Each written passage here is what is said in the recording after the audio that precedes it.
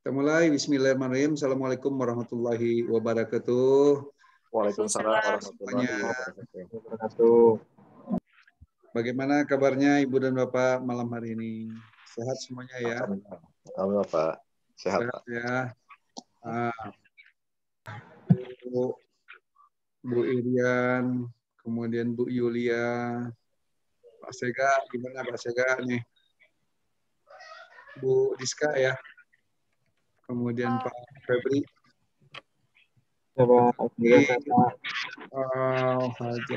Pak Awal ya? Kalau Pak Awal, nggak ada wajahnya sih, susah. Awal Pak. Pak Awal, coba tampilkan walaupun nggak ada wajahnya, bisa fotonya tapi ditampilkan ya. Seperti Bu Irian kan nampilkan fotonya. Lupa saya kadang-kadang. Oke. Pak Awal kantornya di mana ya? Saya lupa lagi nih. Nah, kemarin sih di Albar tapi udah resign Pak. Jawa Barat ya? Di Jawa Barat ya Pak, di Bogor. Dulu apa di perusahaannya apa? Itu PT Albaru Pak, konsultan. Konsultan. Baik. Ibu dan Bapak, ini kita sudah gabung 9 orang semuanya. Bapak, nanti sambil menyusul yang lainnya. Ibu dan Bapak, sekarang ini topik yang ke-6 yang kita diskusikan, yaitu topik tentang reverse logistik. Nah, reverse, jadi kata-kata reverse logistik dan circular economy. Ibu dan Bapak, sebenarnya terminologi reverse ini sudah kita bahas juga dari awal. Ya, dari awal waktu kita diskusikan mulai dari supply chain, supply chain, kemudian bagaimana green supply chain, itu kita sudah diskusikan ya tentang reverse ini. Jadi kalau reverse ini maksudnya apa sebenarnya? Pak Febri masih ingat nggak reverse? Maksudnya apa reverse? Penggunaan ulang energi gitu Pak ya? Penggunaan ulang gitu ya, penggunaan ulang. Oke, kalau Bu Rian, menurut Bu Rian apa Bu Rian? Reverse nih. Masih mute nih Bu Rian, masih mute. Memanfaatkan kembali, Pak. Oke, memanfaatkan kembali. Ya. Pak Awal? Pak Awal apa maksud reverse? Ya Pak. Reverse. Daur ulang Pak. Daur ulang. Oke, reverse daur ulang. Nah, Ibu dan Bapak mungkin ingat ada waktu kita membahas tentang pertemuan 3 atau 4 ya, terkait dengan definisi logistik. Jadi definisi logistik itu menjelaskan part of supply chain, itu pertama. Yang kedua, how to manage, forward. Nah, ada kata-kata gini, forward and backward atau reverse. Forward or backward atau reverse ya. Forward and reverse goods. Jadi di dalam logistik itu atau dalam supply chain nanti ada aliran barang yang forward. Kalau forward itu ngalir dari mana ke mana itu? Pak Sega, ngalirnya dari mana ke mana? Meneruskan. Raw material ke customer ya Pak, dari origin ke destination. Oke, atau bagus. Dari manufacturer ke the warehouse distribution or end user Pak. Ya, dari inbound ke outbound lah gitu, dari upstream ke downstream. Oke, bagus. Nah, kalau reverse berarti ngalirnya dari mana? Ngalirnya kembali ya Pak. Kembali kepada upstreamnya ya Pak ya, dari upstream. Nah, good. Kembali kepada upstreamnya. Jadi dia balik. Jadi kata-kata yang tepatnya dia balik atau kembali lagi. Oke. Nah, itu yang mau dibahas di sini. Jadi reverse logistik artinya dia, kalau kita lihat gambar berikutnya ini, menunjukkan ada baliknya.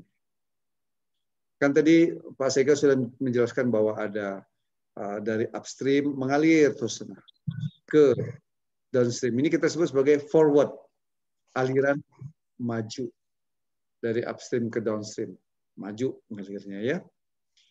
Nah, tentu sekali ada kemungkinan bahwa aliran itu juga terjadi aliran balik begitu. Apa saja yang menyebabkan kemungkinannya itu bahwa barang itu akan mengalir balik? Ini siapa yang dengar ini? Bu Diska, Bu Diska dengar nggak? Diska, Bu Diska. Dengar, Pak. Coba kasih alasan mengapa ya barang nih pada gambar yang di bawah ini dia akan mengalir balik. Alasannya apa?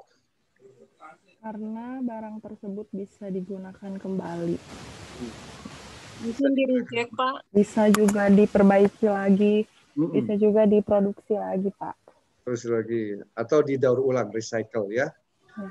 Nah, Bu Diska pernah nggak beli handphone atau barang-barang elektronik di mana dia masih ada masa garansi, kemudian dia rusak? Pernah sih, Pak. Nah, ya. Tapi itu ya. Diapain sama Bu Diska? Kalau dia Itu rusak? diklaim dulu, tapi ada masa waktunya. Jadi diklaim, dikembalikan ke toko atau ada distributornya begitu ya, atau ada distributor biasanya ya yang untuk memperbaiki itu ada di situ distributor. Nah itu termasuk kita semua karena alasan kita harus di repair atau diperbaiki. Coba, ada banyak itu kita menemukan kasus-kasus itu khususnya barang-barang yang ada garansi. Itu termasuk dalam reverse. Nah, tentu sekali reverse dalam konteks tadi kalau perusahaan harus merepair karena ada barang itu cacat dan sebagainya, sebenarnya itu menimbulkan cost, ya, menimbulkan cost itu. Yang paling bagus itu memang tidak ada maknanya customer itu komplain. Customer komplain tidak ada.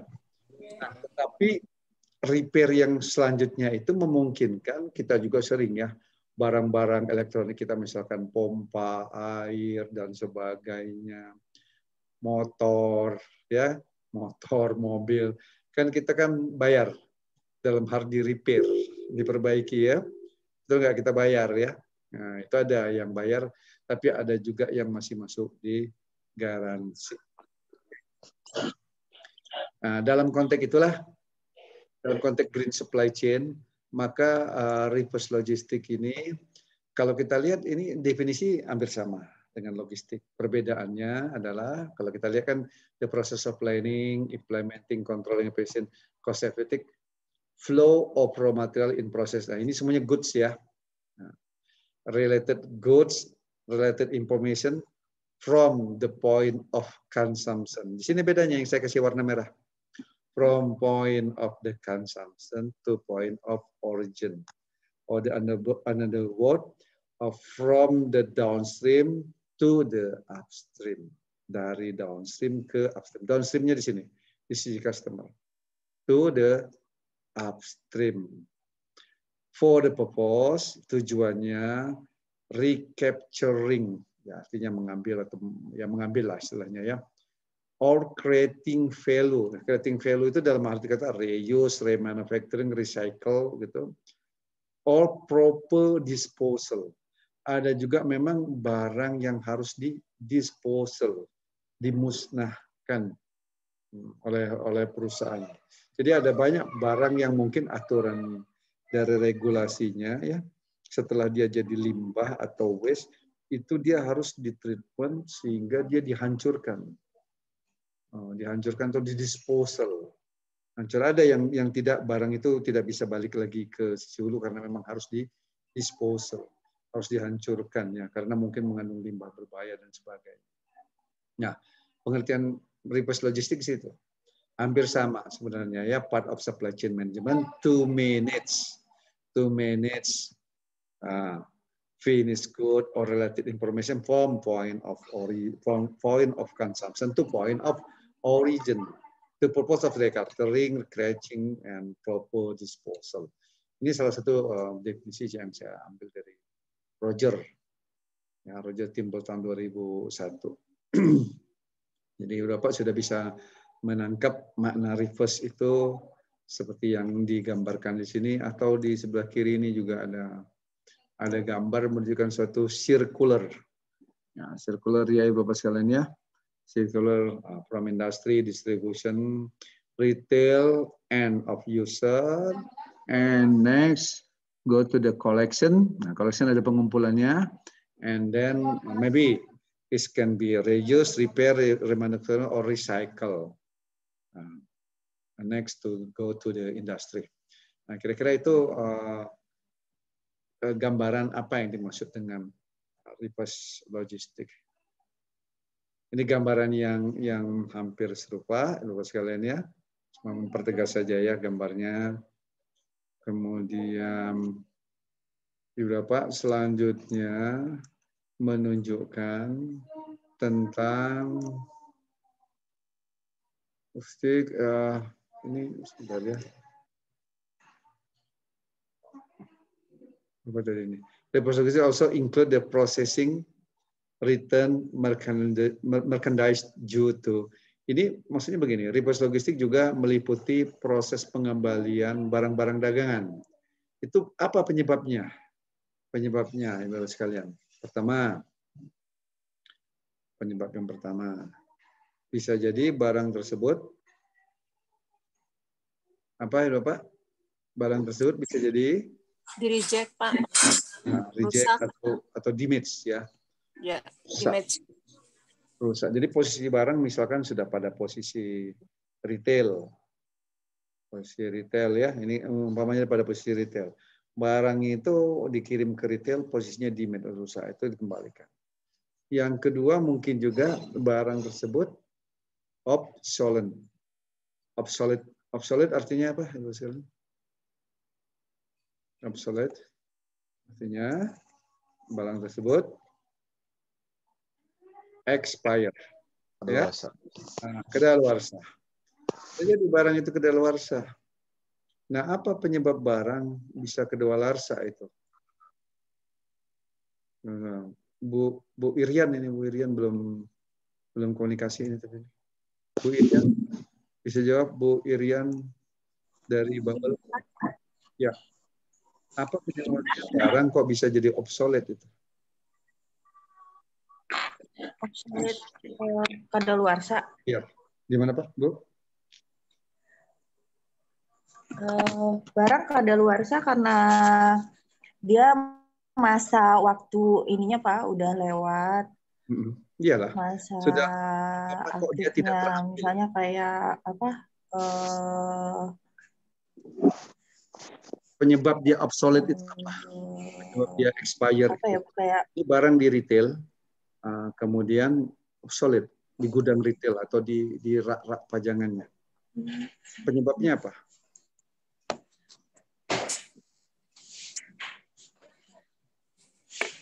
Penyebabnya apa? Penyebabnya apa? Siapa yang bisa menambahkan? Mungkin tidak laku, Pak. Jadi lama di gudang. Oke. Satu, tidak laku itu bahasa lainnya itu menunjukkan bahwa supply-nya lebih besar daripada demand, gitu Bu ya. Iya, iya, iya. Lebih besar dari demand, misalnya supply 100, sementara demand-nya 75. Jadi ini barang tidak laku, Bu Rian katakan, karena supply lebih besar daripada demand. Hal lainnya, teknis lainnya, yang menyebabkan dia bisa obsolete di gudang atau di retail. Tersendat, mungkin tersendat dari pengiriman, Pak. Ada gangguan dari pengiriman, jadi terlambat. Artinya ini mungkin barang-barang yang apa itu life cycle-nya pendek atau barang-barang yang perishable goods. Ya, perishable goods. Contohnya apa, Bu Rian? Kayak itu Pak, makanan-makanan yang basah. Ya, makanan basah. Bisa Bu Rian bikin kue basah? Bisa? Bisa kue? Pak, bisa. Nanti saya kirim deh Pak buat. Siap. Nah, seperti Bu Rian kata tadi, itu kue-kue yang kue-kue basah. Kemudian juga bisa jadi begini, mungkin yang life cycle-nya pendek itu susu, sayuran, ya sayuran. buahan mungkin ya. Iya. Nah, itu lebih cepat. Oh, dia punya obsolete. Nah, kemudian technical yang lainnya lagi di gudang itu bisa menyebabkan expire. Apa itu, Pak Depi? Kira-kira Pak Depi? Rusak mungkin, Pak? Ya, expire. Penyebab expire, bukan rusak. Oh. Secara teknis di gudang kok expire. Selain yang tadi sudah disebutkan ya, seperti oversupply, kemudian barang-barang perishable mungkin ya. Apa lagi? Yang tidak digunakan lagi mungkin Pak ya? Ini saya tanyakan penyebabnya. Kok barang itu bisa expire di gudang? Disimpan di gudang, dia expire gitu. Selain tadi penyebab yang tadi. Masa catatannya mungkin Pak ya? Masa apa, Pak Depi? Masa pencatatannya. Masa waktunya, Pak. Catatan. Yang lain bisa memberikan ini. Mungkin karena rebranding atau repackaging yang baru Pak, new package, jadi mereka ditarik semua kan, karena ada new package dan lain-lain. Itu maksudnya gimana tuh Pak Siga? Coba. Kan ada suatu waktu biasanya ada new teknologi keluar, terus ada di satu sisi dia udah out of date ketika teknologi itu memang dirilis ke customer misalnya. Jadi itu ada penarikan, atau bisa jadi mengenai packaging karena dia butuh rebranding yang baru sehingga packaging yang lama ditarik semua diganti oleh packaging yang baru sehingga produk tersebut expire dalam package-nya Pak gitu. Oke. Baik. Selain itu Pak. Jadi barang ditaruh di gudang bisa expire selain yang Bapak sampaikan. Apalagi Pak kira-kira? Mungkin karena suhu gudangnya Pak, suhu gudangnya tidak terukur. Oke. Mungkin itu ada penyebab faktor pengendalian ya. Pengendalian suhu, bisa jadi ada barang yang membutuhkan suhu panas, ada suhu dingin. Ada juga memungkinkan barang itu mungkin ada faktor-faktor lainnya ya, seperti kena rembesan air, ya kan?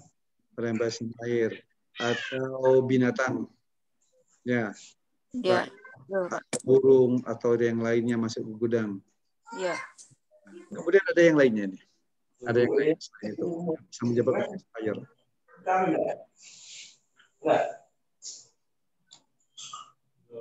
Bayangkan di gudang ya, sehingga expire.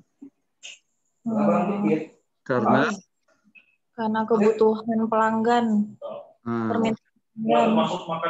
Kebutuhan pelanggan gimana? Yang berubah misalnya Pak. Ada perubahan permintaan pelanggan terhadap suatu barang. Coba jadi barang itu ini kaitannya dengan metode FIFO dalam hal pengambilan barang. Jadi ada kadang-kadang di gudang itu tidak terjadi disiplin atau ada teknik yang tidak tepat begitu ya dalam memanage pengaturan barangnya, di mana barang yang lama itu tertumpuk di bawah atau ditaruh di belakang sehingga barang yang baru ditaruh depan, begitu ya. Nah ini kan menumpuk sehingga barang yang lama itu tidak terambil. Ini dalam hal kesalahan dalam hal penataannya. Seharusnya ada SOP yang mengatur itu kalau ada barang masuk, barang yang lama itu taruh di depan. Dan dalam hal kemudian barangnya mungkin bisa ditandai warnanya. Begitu dikasih stiker warna merah atau yang lainnya sehingga SOP-nya barang harus diambil, yaitu barang yang memiliki stiker warna merah. Jadi dia di FIFO, first in first out. Kalau aturan first in first out ini tidak jalan, maka bisa menyebabkan barang tersebut expire. Di samping tadi yang Ibu dan Bapak sampaikan ya. Oke. Sip. Kita lanjutkan. Ada lagi barang itu ditarik karena faktor seasonal. Musiman. Musiman. Kalau di kita itu kalau misalnya baju, celana itu kita nggak pengaruh itu. Panas musim hujan itu di retail nggak pengaruh. Tapi di luar negeri itu Ada 4 musim. Betul nggak? Ada 4 musim. Kalau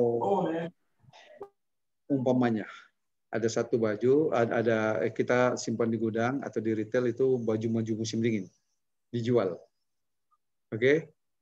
Kalau sudah beralih musim semi atau bahkan musim panas, itu barang pasti akan di reverse. Ya kan? Karena nggak akan ada orang yang mau beli baju musim dingin begitu ya pada saat sedang musim panas. Kalau di luar negeri. Tapi kalau di Indonesia mah jaket begitu ya. Terus jaket ya di musim panas juga tetap dijual di retail ada sih. Nah, cuman akan lebih banyak nanti baju-baju yang tipis begitu ya, baju tipis.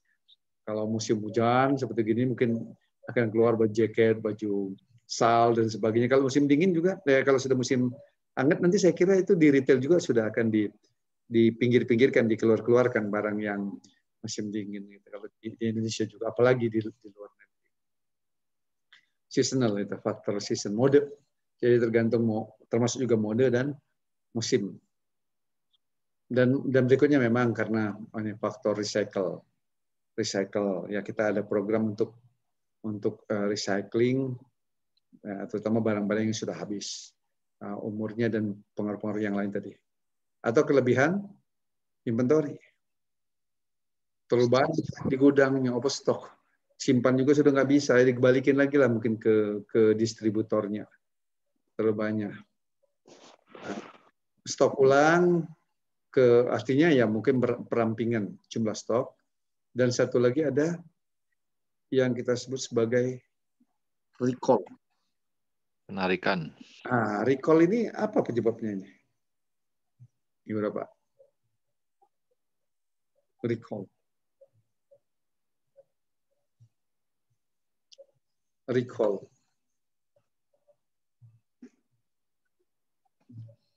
Ibu Bapak coba mungkin pernah ya mengalami hal ini. Kalau saya pernah ada mengalami hal ini. Contohnya ini. Gagal produksinya. Contohnya ada masalah begitu. Masalahnya disebut sebagai ini total recall ya. Ada 2.1 million vehicle are covered by boot, fluid, mud, pedal recall. Both floor mud, ini saya kurang tahu nih, floor mud dan pedal recall. Total car-nya itu adalah 8.54 million di seluruh dunia. Produk mobil Toyota yang ada di recall karena ada masalah gagal fungsi di pedalnya. Pedalnya mungkin antara kopling atau gas begitu atau rem begitu ya. Jadi di recall. Mungkin Ibu Bapak pernah mengalami ini. Itu ya. Ini kejadian. Sehingga dia ditarik itu artinya apa? Yang pemiliknya diminta untuk datang ke bengkel terdekat untuk dilakukan servis atau perbaikan atau penggantian komponen terkait dengan ini. Termasuk juga ini adalah berikutnya terkait dengan produknya apa ini? Honda ya? Honda. Airbag safety recall. Ada masalah di airbag. Selanjutnya juga ada yang lain. Ini contohnya adalah Suzuki.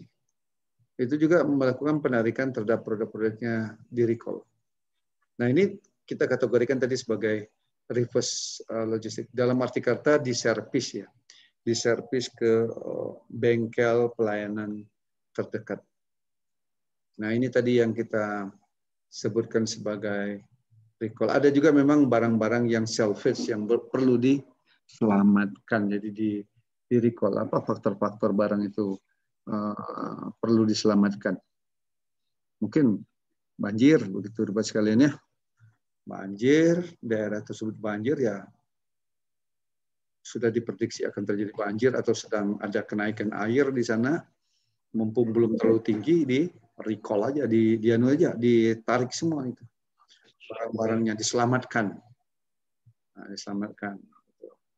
Nah, ini dua Bapak sekalian alasan-alasan kenapa bisa dilakukan reverse logistik. Ya, alasan-alasan ya.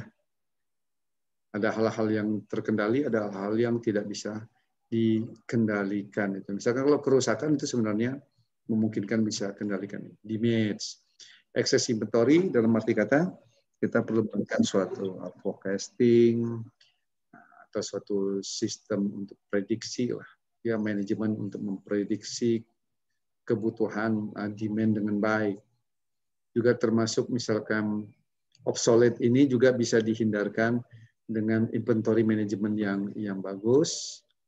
Nah, termasuk yang recall ini juga tadi, apabila proses produksinya bagus, mungkin tidak terjadi barang-barang recall. Nah, kalau salvage ini mungkin kaitan dengan adanya keadaan post major yang terpaksa kita harus melakukan salvage atau penyelamatan. Ini tabel ini menunjukkan main difference between the forward logistic and reverse logistic. Perbedaan-perbedaan utama forward dengan reverse. Tentu sekali kalau kita bandingkan di sini, reverse itu pada hakikatnya lebih sulit dibanding dengan forward. Karena kalau forward ini kan nature-nya memang bisnis itu ke arah sana. Dari hulu sampai ke hilir. Tapi reverse ini dilakukan karena tadi alasan-alasan yang tadi itu. Sehingga kalau dilihat dari sisi yang pertama, misalkan forecasting-nya, ini quite easy, artinya lebih mudah. Forecast demand itu apalagi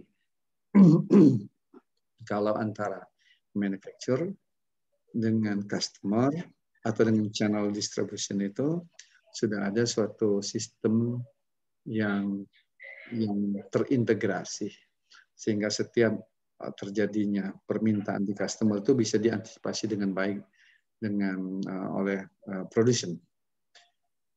Nah, kalau reverse logistic ini not predictable forecasting. Agak lebih susah memfokusnya. Karena barang itu satu, misalkan tadi kerusakan barang. Kerusakan barang itu tergantung dari bagaimana customer memakainya. Antara satu customer dengan customer yang lain itu cara memakainya, kemudian cara merawatnya, kemudian juga durasi atau lama pemakaiannya juga itu mempengaruhi apakah suatu barang itu akan cepat rusak atau lambat rusak. Jadi barang yang dibeli di waktu yang sama belum tentu rusaknya sama. Karena ada berbagai macam faktor yang mempengaruhi dari konsumen menggunakannya. Ya kan, jadi agak susah diprediksi kapan ini barang akan reverse lagi untuk barang-barang seperti yang saya sebutkan tadi. Termasuk juga misalkan kita beli minuman dalam kemasan minuman botol begitu. Ada yang barang-barangnya itu dimanfaatkan didaur ulang oleh pengguna sehingga dia tidak balik lagi ke sana. Tapi ada yang langsung dibuang sehingga bisa dimanfaatkan, di-recycle lagi gitu misalkan. Nah, itu jadi faktor pertama. Agak susah memprediksi. Kemudian distribution-nya from one point to many. Kalau kita lihat ini kan dari manufacturer didistribusikan ke customer. Customer-nya kan banyak. From one point to many. Ya. Nah, sebaliknya kalau kita lihat dari reverse logistik ini too many. Dari mana tadi ini? Distribution from many point to one point. From many point to one. Dari banyak customer dibalikkan menuju ke satu. Tadi ke manufacturer. Jadi artinya apa? Dari situ menimbulkan kompleksitas. kompleksitas pengaturannya, misalkan ya. Kemudian juga ya kalau konsolidasi agak susah gitu ya. Konsolidasi agak susah. Jadi dia masing-masing dari yang ngebalikin saja begitu ya.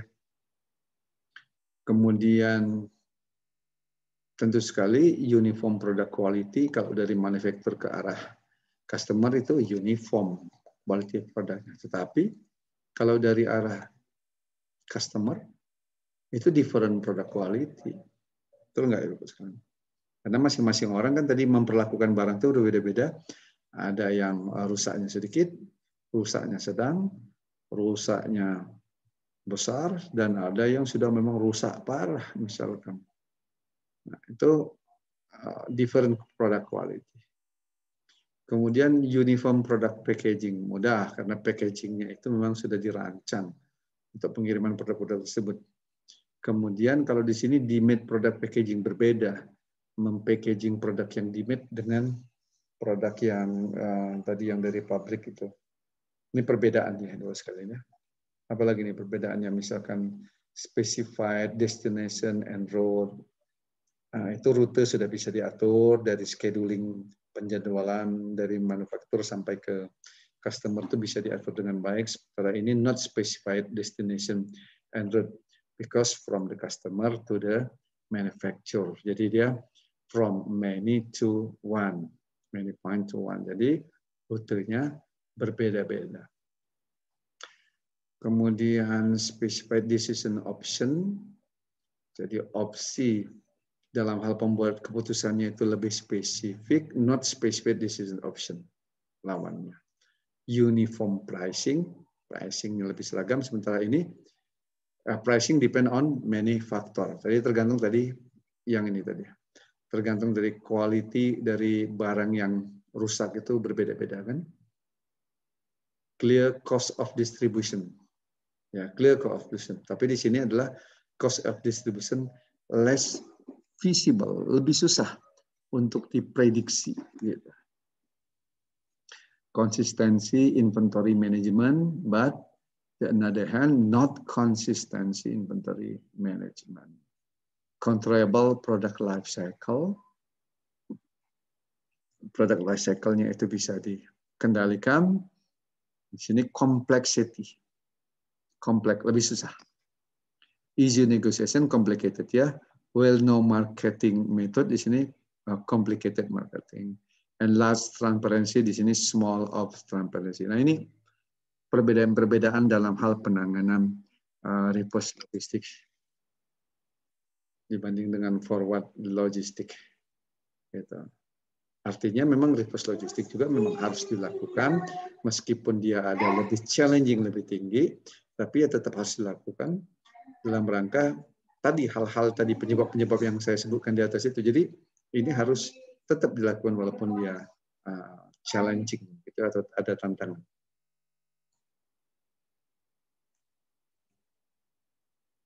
Di Eropa mungkin kalau ada yang mau didiskusikan dulu, silakan. Mengenai beberapa hal tadi tentang reverse logistik.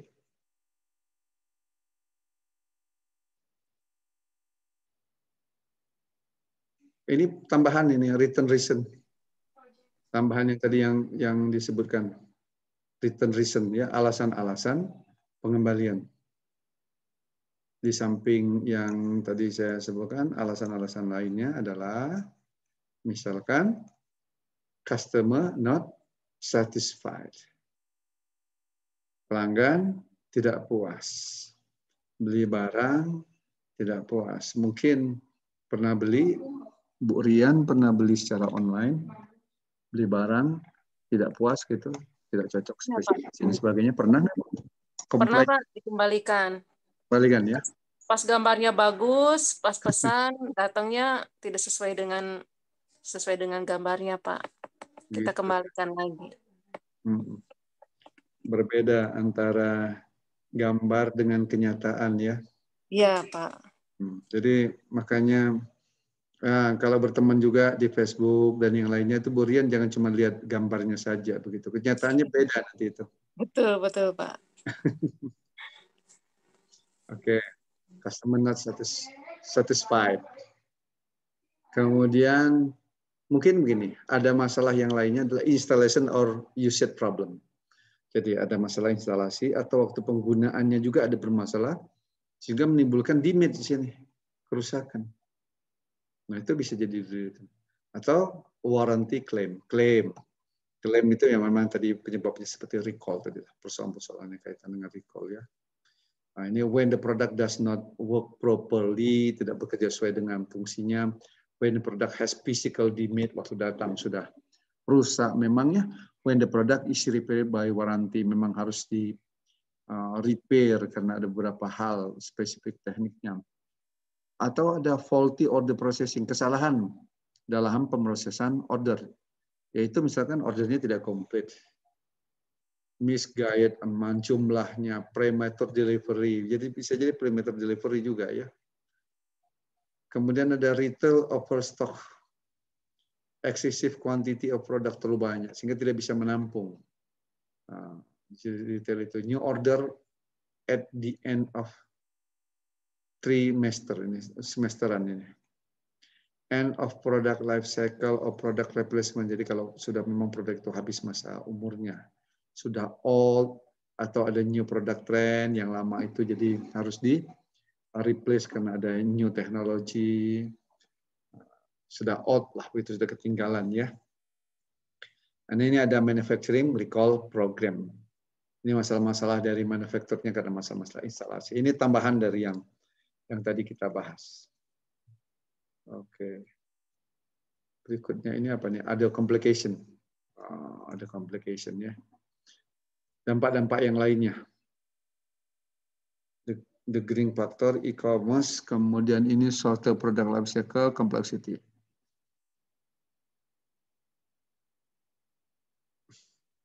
Ini dampak-dampak yang lainnya memang return ini dikaitkan dengan tadi faktor atau environmental law, ada peraturan-peraturan perundangan yang mewajibkan untuk barang itu dilakukan reuse, remanufacture dan sebagainya.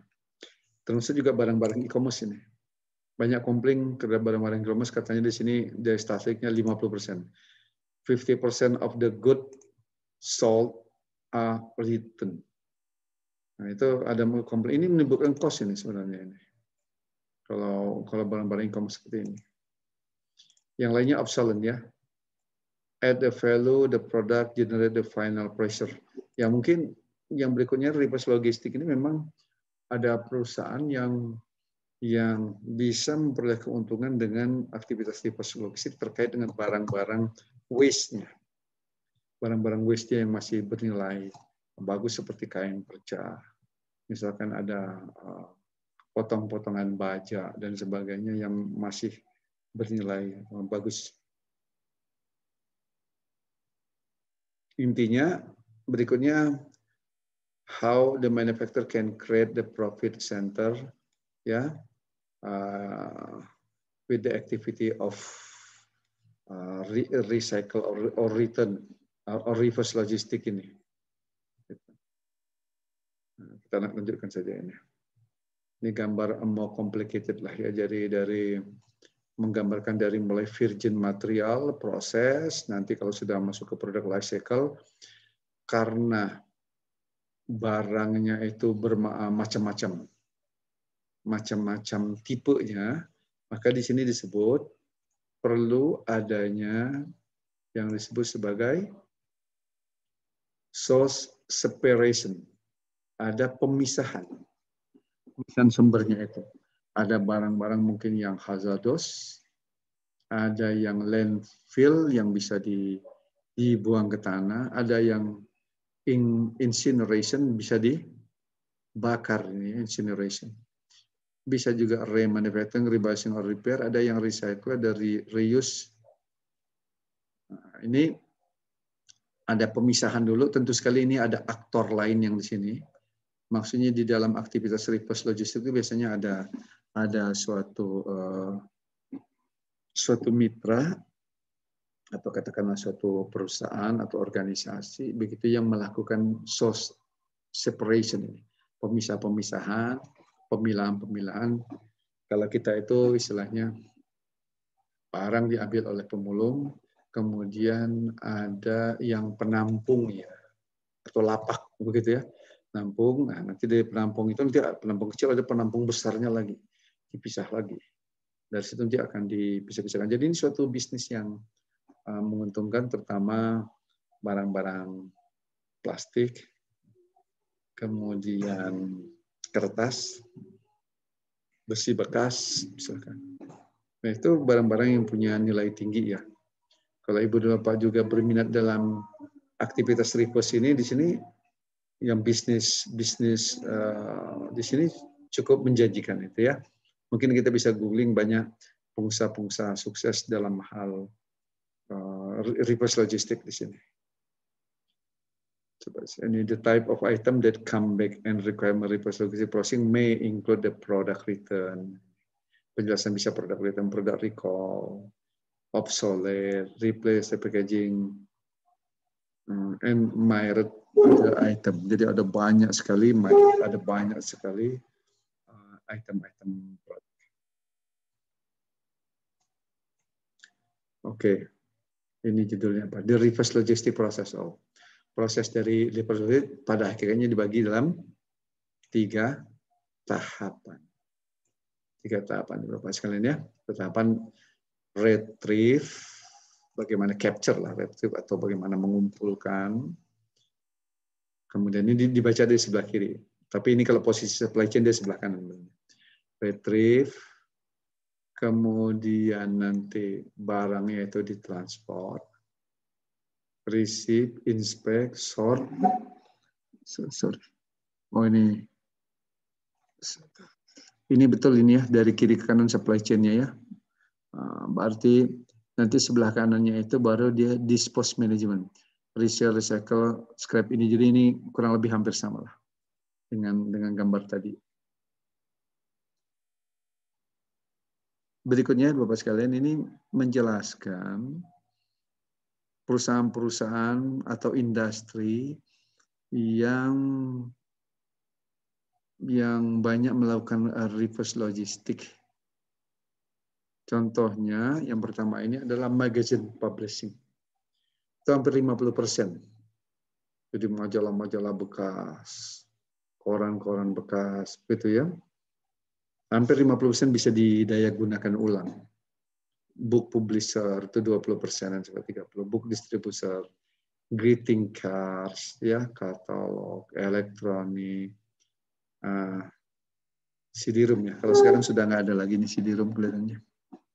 Ada juga printer, kemudian apa lagi yang lainnya, auto industry part, customer elektronik. Kita tahu bahwa spare part juga ada, spare part bekas yang bisa digunakan ulang.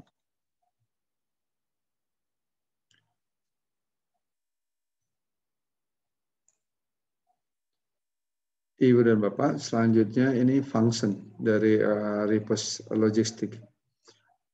Functionnya storage and warehousing. Contohnya untuk penyimpanan dan pergudangan, pengumpulan, substitusi, transportasi, distribusi, disposal, depot, repair, manufacturing, recertification, gateway. Nah ini menunjukkan ada fungsi-fungsi di dalam reverse logistik, mulai dari aktivitas gatekeeping. Jadi ada gatekeeping itu penjaga pintu, artinya dalam hal ini adalah collection and sortation ya. Kemudian aktivitas-aktivitas yang lainnya seperti ada lagi handling, storage, intermediate processing, movement. Karena barang-barang bekas itu ada yang dipilah-pilah, dipotong, dibersihkan dulu, dihancurkan dalam bentuk yang lebih kecil, kemudian di packaging, baru nanti dikirim ke arah hulu ya, ke arah hulu untuk diproses lebih lanjut.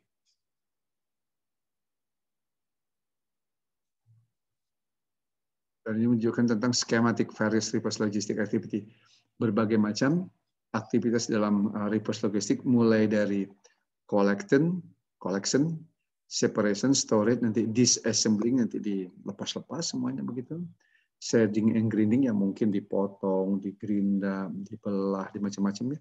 Baru masuk ke outbound logistik ini nanti ada bisa di reusable, recycle, remanufacturing material atau jadi waste dan sebagainya.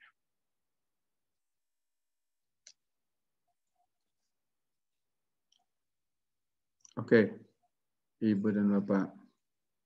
Berikutnya ingin dijelaskan tentang karakteristik of different category of reverse logistic. Karakteristiknya ya. Sebentar. Tunjukkan. Ada yang pertama, yaitu reverse logistic flow category. Ini aliran kategori aliran reverse logistic. End of use return. End of use return. Description-nya adalah product dispose of after completing use. Jadi barang ini akan dibuang setelah dipakai. Banyak barang-barang kita yang sudah habis umur pakainya yang akan kita dispose. Cycle time-nya adalah panjang. Penggeraknya ini atau pendorongnya adalah economic, marketing, regulation, asset recovery gitu, karena kita ada asset recovery mungkin ya. Dispositioningnya remanufacturing, recycling dan seterusnya. Actor-nya original chain, kemudian juga alternative chain. Example-nya contohnya barang-barang elektronik, karpet bisa jadi ya, atau barang-barang yang lainnya, tire, sebagainya, yang kita pergunakan sehari-hari ini. Ada yang lainnya kita sebut sebagai commercial return, unused product return for refunding. Third medium, marketing, original chain, retail overstock contohnya. Kalau ada misalkan retail overstock dari apa? PC, fashion clothes, kosmetik, dan yang lain-lainnya itu bisa jadi juga dilelang, begitu ya. Dilelang, dijual bekas, itu bisa jadi itu. Itu jadi dari komersial, dari apa itu namanya, dari retail dan sebagainya. Kemudian berikutnya ada warranty return. Nah, kalau warranty return ini karena penyebabnya adalah defective or damaged product. Jadi sehingga dia harus di return. Production scrap and byproduct. Production scrap and byproduct. Jadi barang-barang yang scrap. Scrap artinya reject ya. Barang-barang yang scrap. Kemudian berikutnya adalah terkait dengan packaging. Packaging ini, packaging material and product carriers. Ada banyak sekali barang-barang packaging, kardus, kemudian apalagi ya, kardus, tong, drum, bisa jadi ya, drum plastik, drum besi, apalagi barang-barang packaging. Yang tadi ya, kardus, plastik, drum plastik, drum apa itu namanya, drum besi, apalagi barang-barang packaging beberapa. Kira-kira selain saya sebutkan itu. Itu juga merupakan suatu barang-barang yang mempunyai nilai ekonomik yang bisa di reverse juga. Kita lihat itu kalau di Bandung, Jalan Soekarno-Hatta itu ada banyak sekali ya. Jual barang-barang yang packaging, terutama packaging dari industri barang-barang kimia, yaitu berupa drum yang masih bagus, bernilai ekonomis yang dijual. Begitu. Oke. Kita lanjutkan ya. Sebentar saya lihat judulnya. Oke. Ini judulnya adalah Driving Force of Reverse Logistics. Apa yang mendrive? Kekuatan apa yang mendorong harus dilakukan reverse logistik? Ini alasan-alasan pentingnya reverse logistik yang dikaitkan bahwa kita harus melakukan hal itu karena berkaitan dengan environmental law. Ini pertama. Alasan tentang environmental law. Alasan kedua, nah bisa mendapatkan economic benefit dari barang-barang yang kita reverse tadi. Memang berikutnya adalah the environmental consequence. Jadi konsekuensi karena masalah-masalah lingkungan dari consumer dan produce is growing, dari pertumbuhan konsumen dan dari pertumbuhan produksi, termasuk juga mungkin adanya teknologi baru sehingga harus di-return. Kemudian berikutnya adalah customer service like liberal return policy. Ini artinya kebijakan dari pemerintah dalam rangka untuk mendorong untuk barang-barang itu bisa digunakan ulang. Oke, Ibu dan Bapak. Sampai di sini ada yang mau didiskusikan dulu, silakan Bapak. Sebelum kita diskusikan tentang ini, analisis to prevent return. Silakan Bapak, kalau ada yang mau didiskusikan.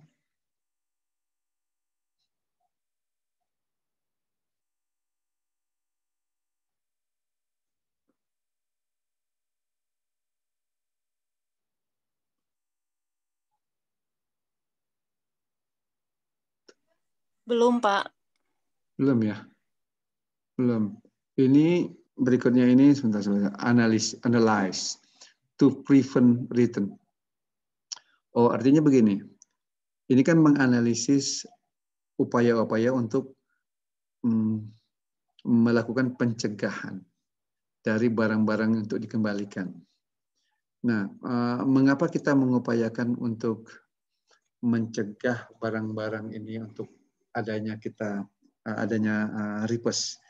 Di awal itu tadi saya menyatakan bahwa ada tabel ya, menjelaskan bahwa perbandingan antara yang forward activity sama yang reverse activity.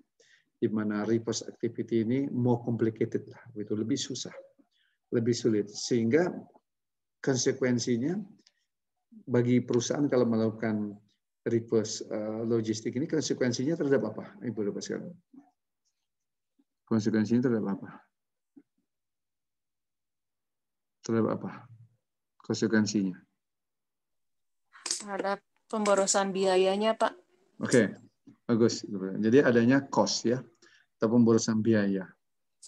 Seharusnya barangnya tidak perlu digaransi, umpamanya kan garansi kan salah satu aspek dari dia return tadi ya, karena kita ada kesalahan dalam hal produksinya atau instalasi dan sebagainya, sehingga harus digaransi, itu kan return ke kita, cost. Di sini ingin disebutkan analisisnya bagaimana ya untuk ini prevent return ini. Kalau kita lihat ini gambar ada 4 dimensi. Pertama, a return good management system provide a window into manufacturer fault. Mengupayakan supaya jangan terjadi suatu fault dari barang-barang tersebut. Fault ini bisa jadi karena rework atau reject. Itu yang pertama. Di minute sistemnya ini. Kemudian company need to look beyond the processing of return to reduce their reverse supply chain cost. Jadi processing dari apa itu namanya barang-barang return atau reverse ini menjadikan cost dalam supply chain sebenarnya. Terutama ini barang-barang yang tadi yang terkait dengan aktivitas rework atau reject.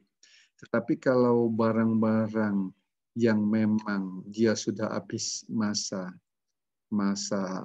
umurnya, life of use-nya, atau umurnya itu sudah berakhir, artinya barang ini memang sudah didispose oleh customer, itu kan ada pihak lain yang mengambil sebenarnya, tidak terkait oleh perusahaan. Nah, itu sebenarnya tidak menimbulkan, justru di situ ada potensi keuntungan bagi perusahaan yang mengelola untuk barang-barang yang sifatnya barang-barang yang akan di-reuse dan remanufacture atau di-recycle. Gitu. Kemudian to understanding a customer reason for the returning of goods, company must collecting the structure and consistent data concerning the reason for the return and the product and condition. Ini mempelajari mengapa customer itu mengembalikan barang-barangnya ke arah manufacturer. Nah, ini alasan-alasannya apa mesti dipelajari dengan baik.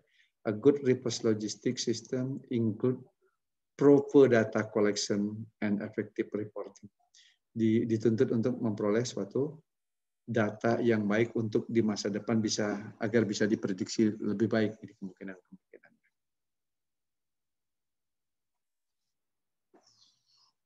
Outsource the return process, proses pengembalian untuk barang-barang yang di outsource-kan.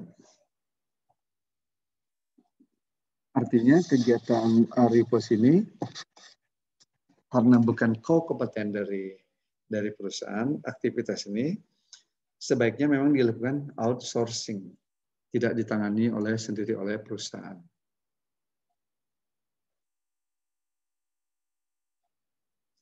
Ini contohnya ini.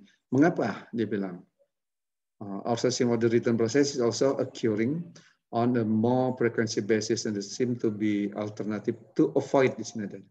To avoid the high investment, untuk menghindarkan biaya investasi yang tinggi terhadap aktivitas reverse logistic capability. Jadi di outsourcing-kan.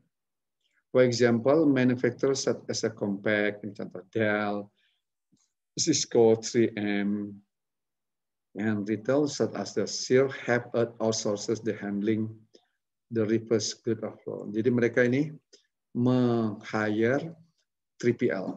Artinya Bapak sekalian, ini terbuka peluang juga bagi logistik kontrak atau 3PL logistik dalam hal untuk menangani barang-barang yang di reverse. Nah, mungkin pertanyaan saya di sini Ibu dan Bapak ada nggak ya yang perusahaannya bergerak juga dalam hal reverse logistik ini, menangani barang-barang yang ditarik dari perusahaan atau dari customer, jadi di-handling oleh perusahaan Ibu dan Bapak. Ada nggak di sini yang menangani itu? Pak Marcel mungkin ada menangani barang-barang reverse? Pak Marcel? Iya Pak, sorry Pak. Menangani barang-barang reverse nggak? Enggak tuh Pak. Enggak Cuma ya? transmisi doang ya. Jadi barang-barang forward semua ya, pengiriman barang-barang yang bagus gitu, finish good ya, barang-barang finish good aja ya. Iya, pihak ketiga Pak, cuma pihak ketiga. Ya maksud saya ada nggak menangani barang reverse, artinya dari pabrik itu mungkin ada barang-barang yang rusak atau limbah, bisa jadi limbah ya, limbah barang rusak yang diangkut oleh perusahaan Pak Marcel untuk dibawa kemana begitu. Transport kemana?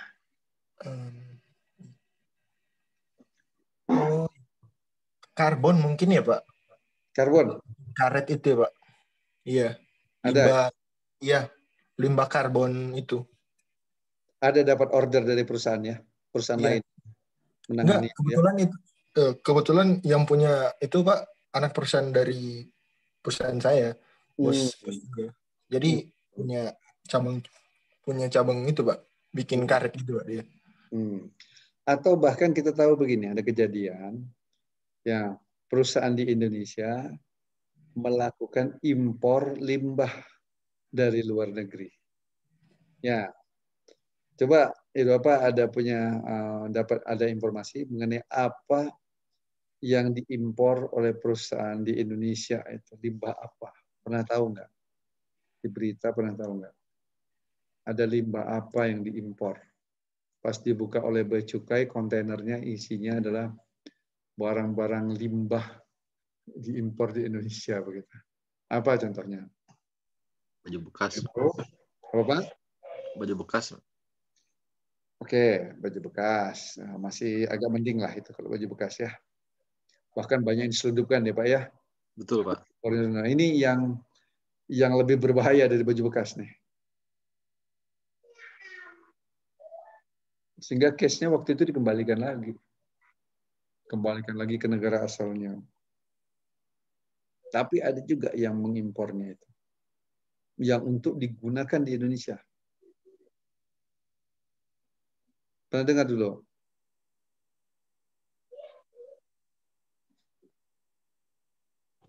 Pernah tahu nggak itu Pak? Ada case itu. Siapa yang tahu?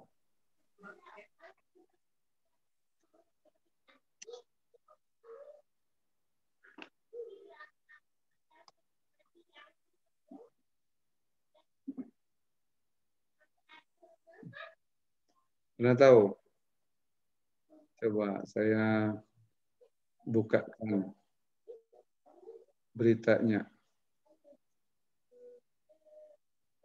Enggak Pak ya? Coba lihat ini. Impor sampah ya Pak, dulu pernah ya kalau pernah dengar. Coba lihat itu yang di layar saya itu. Coba lihat. Gimana? Gimana Pak? Disinformasi ini ya. Ini untuk apa ini Bapak sekalian? Katanya digunakan untuk misalkan karet begitu. Pernah dengar ini ya? Udah Pak? Kelihatan nggak di layar ini? Iya Pak. Iya Pak. Digunakan untuk karet, untuk ikat rambut begitu ya? Masih berguna ini. Di luar negeri dibuang sama Indonesia dipakai gitu. Jadi bisa jadi ikat rambut ibu-ibu gitu ya menggunakan ini. Gitu ya. Oke. Itu. Yang lainnya mungkin ada case-case yang lainnya. Bapak sekarang tahu bagaimana Indonesia mengimpor hal-hal yang lain-lain itu. Karena di luar negeri kan itu ketat. Biaya untuk memusnahkan hal-hal tersebut itu mahal. Mungkin pernah dengar kita kalau di Jepang, negara-negara Eropa begitu ya, barang-barang bekas itu ya kita harus mengeluarkan kos barang-barang bekas rumah tangga. Sekarang di Eropa mau buang mebel, mobil bekas juga termasuk ya, kalau di sana ada mobil bekas dibuang ya, sehingga kalau ada orang Indonesia yang datang ke sana jadi student dan sebagainya itu ya sangat senang sekali dapat mobil bekas bisa digunakan.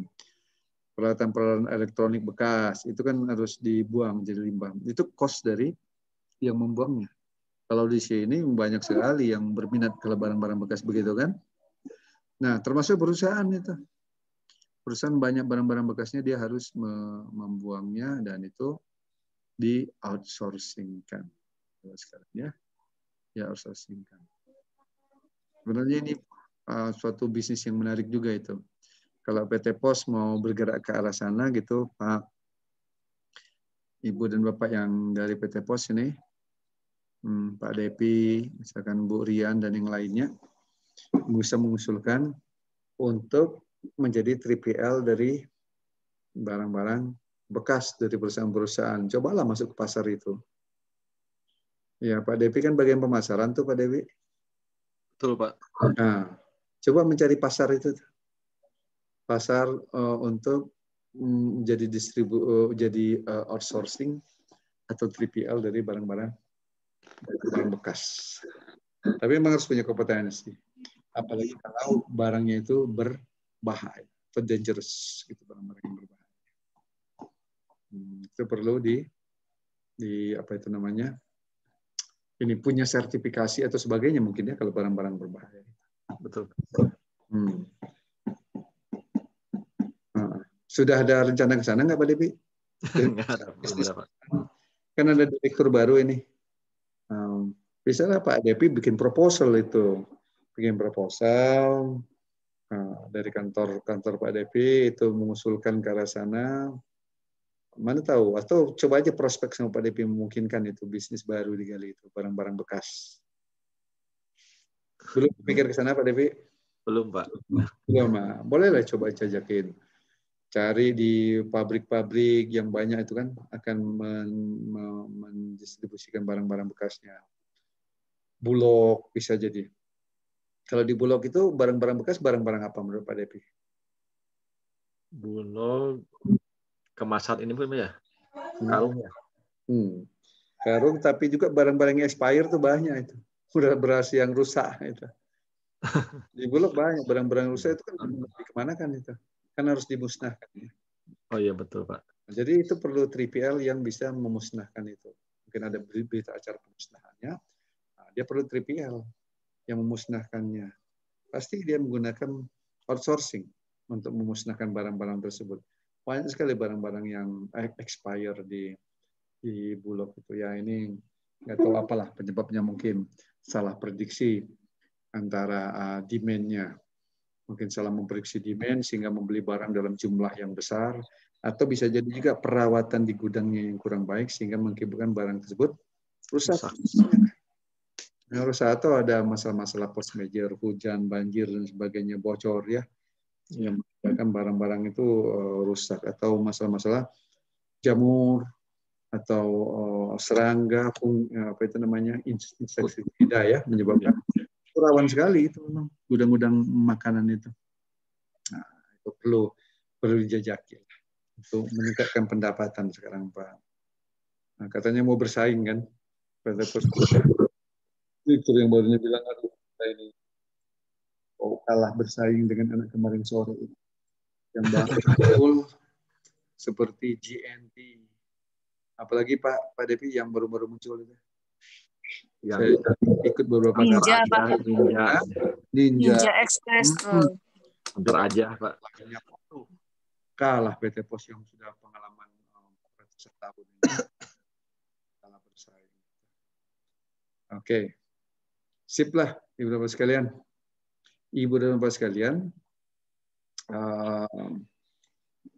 ujian itu sebenarnya mulai minggu depan. Cuman kita itu kan hakikatnya itu baru dengan ini 6 kali. Jadi kita masih kurang 1 kali, Ibu dan Bapak sekalian.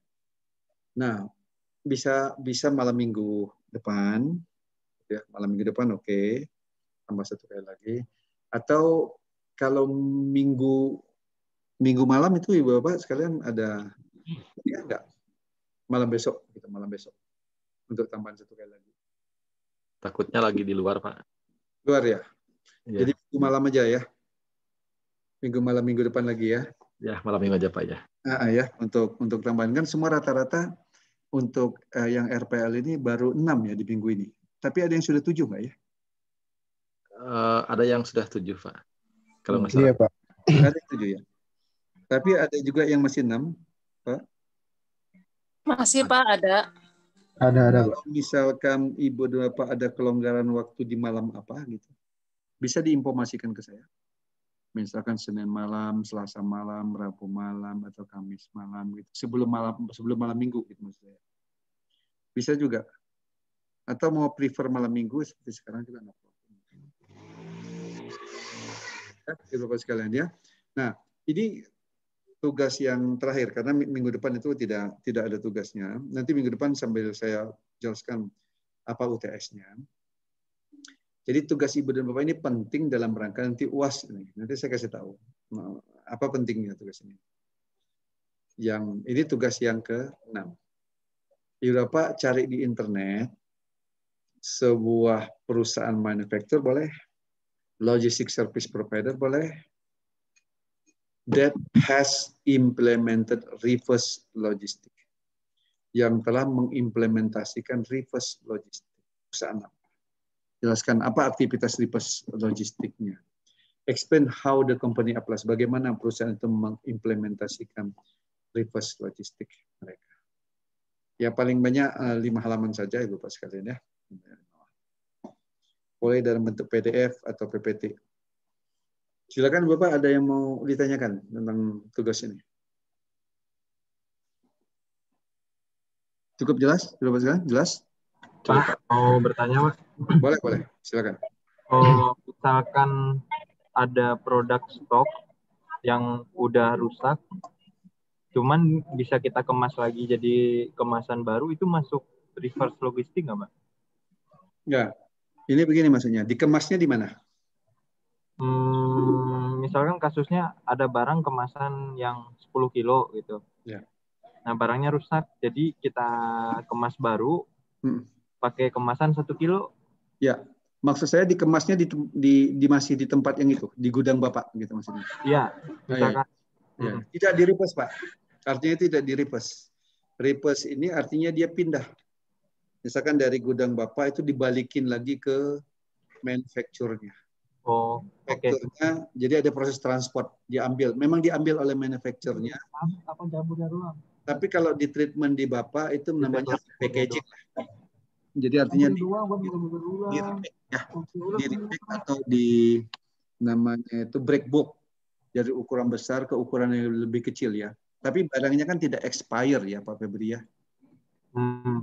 Expire apa tidak? Tidak kan, barangnya tidak expire kan. Cuman packagingnya yang rusak gitu maksudnya ya. Nah, packagingnya yang rusak diganti packing yang baru, tapi packagingnya lebih kecil gitu maksudnya. Ya. Nah, di break bulk gitu ya, dipecah. Ya. Dipecah dengan ukuran kecil. Oke. Jadi tidak termasuk reverse itu Pak. Tidak termasuk reverse. Kalau case-nya gini Pak, misalkan produk segar itu kita kan ada produk segar itu yang udah nggak bagus lookingnya, sementara di dalamnya itu kalau kita kupas masih bagus, masih layak makan gitu Pak. Nah, jadi si buah ini yang tadinya kita jual belum dikupas, kita jual dengan buah kupas. Iya. Itu masuk reverse logistik atau enggak Pak? Tidak Pak. Ini adalah suatu inovasi ya. Inovasi atau ini termasuk green sebenarnya. Green supply chain. Bapak melakukan suatu upaya inovasi memanfaatkan barang itu supaya dia bisa terjual. Kemudian reverse ini adalah ada penarikan gitu. Dikembalikan ke arah hulunya. Tapi kalau masih barang itu di posisi Bapak, di treatment oleh Bapak, itu tidak reverse namanya. Jadi artinya itu masuk konsepnya green supply chain, melakukan suatu upaya ini ya. Itu artinya apa ya? Inovasi dalam arti kata dia sebenarnya bukan di reuse ya. Jadi upaya inovasi improvement lah, begitu ya, improvement.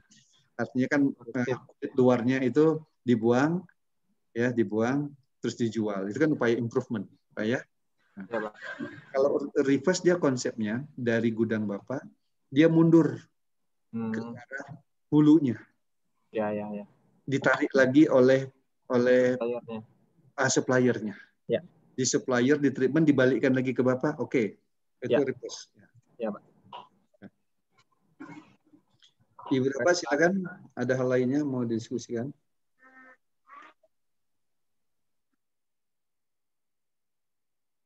Cukup jelas ya, Bapak sekalian? Iya, Pak. Jelas, Pak. Oke. Jelas, Pak. Iya, Pak, jelas. Alhamdulillah kalau jelas ya. Ya. Kita putuskan bagaimana nanti malam minggu lagi, untuk minggu depan malam minggu lagi.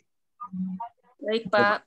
Atau kalau ada kesepakatan Ibu Bapak mau kapan nanti sebelum malam minggu juga boleh ya. Boleh di WA di grup ya. Baik, begitu Pak. Ya. Baik. Pak, disemayangin. Baik, terima kasih Ibu Bapak sekalian atas perhatiannya selama diskusi ini. Mulai tadi kurang lebih jam 7 lebih lah ya, sampai sekarang ini hampir jam 9. Saya doakan semoga Ibu Bapak tetap sehat walafiat semuanya beserta keluarga dan kantor semuanya ya. Terima kasih. Terima kasih Ibu Bapak sekalian ya. Assalamualaikum warahmatullahi wabarakatuh.